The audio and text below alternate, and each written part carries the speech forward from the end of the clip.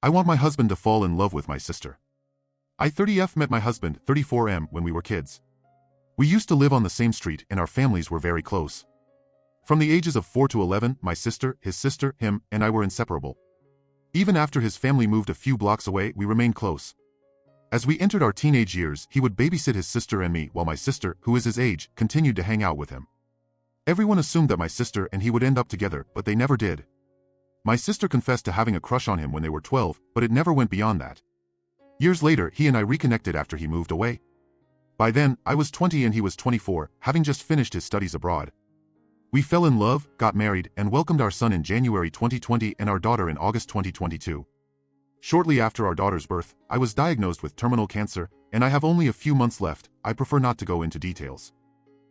Both my husband and I are outgoing, social, and a bit childish, lol. But lately, all I can do is cry and stay in bed. I am exhausted, and the only reason I haven't considered euthanasia is because of my children. I know my husband will have no trouble finding a beautiful, caring partner in the future, but I am still scared. I know my sister had always taken a liking to him and he likes her. Their feelings just never bloomed because of our relationship. But I can feel they're there sometimes. And recently they had a lot of one-on-one time planning stuff because I am too tired. My kids find great support in her and my husband too. I love them both, and I think that if he had connected with her first after moving back, they would have been together now. I am in no way jealous or delusional. I know the feelings will come and the sooner the better. Update 1. First of all, thank you all for your kind words and advice. It seems to be unanimous. I'm writing letters. And for all of you saying I'm a troll or asking more details, I've already told you all that I am not comfortable with sharing those details. I know I'm in my final moments and I do not feel the need to validate myself for some strangers. Also, if you think I am lying, TBH. I talked to my parents today. I told them how I think they will make a great couple and how I trust my parents to take care of all of them. Not to exclude my husband when I pass. They reassured me he will always be welcome and have thought the same in the past. My sister has even expressed feelings for my husband not too long ago, telling them she won't make a move, but it needed to be said. The result of our talk was a lot of crying and me promising them to give them letters to hand out after my passing. Few months after, of course, I saw my sister shortly. She didn't understand why I cried, but we hugged for 15 minutes straight and I told her I want my husband to be happy with whoever is good for him after my passing. Then we cried together and she brought me home. Comments.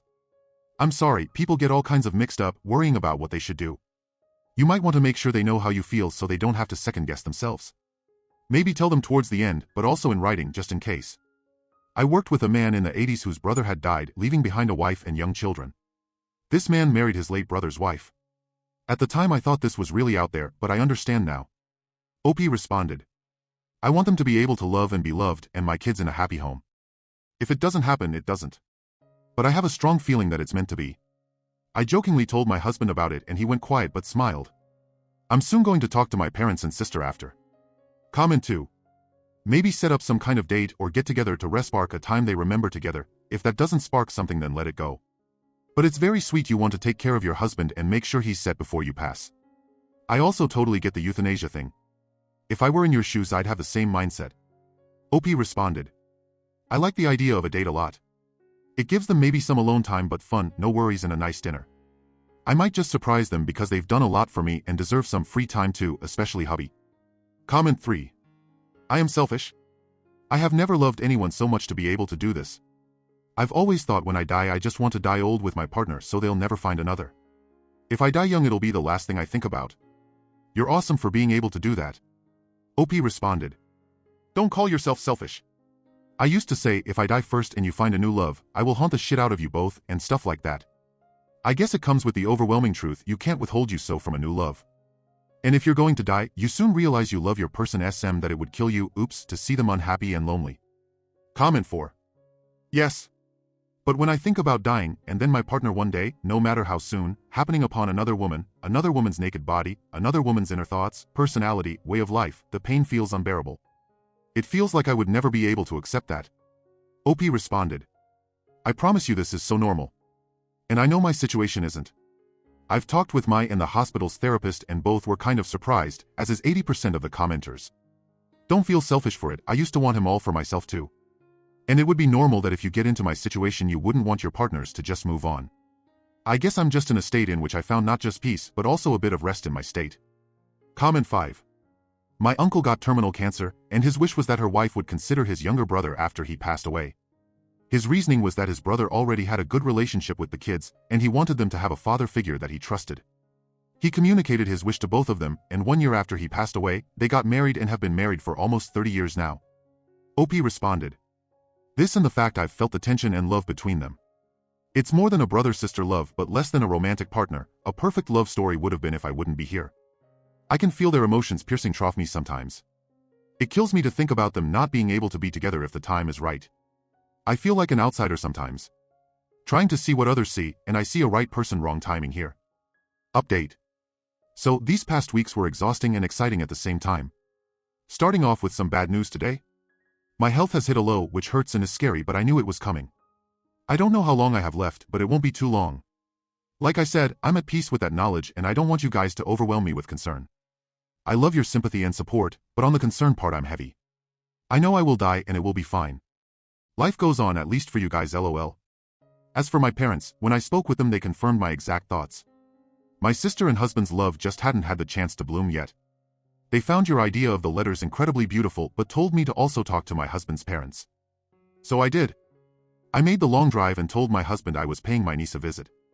His parents broke down crying, telling me they admired me for my selflessness.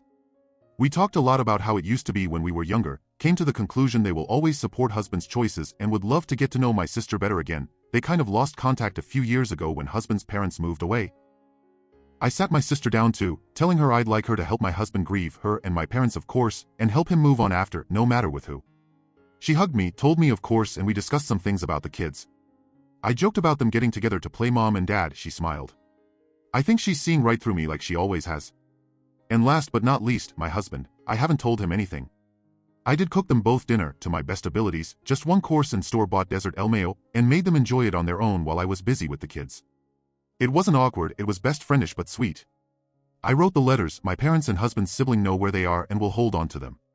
One for my kids along with some videos, my husband knows about those, one for my husband right after I pass, and one for sis and hubby a few months after my passing.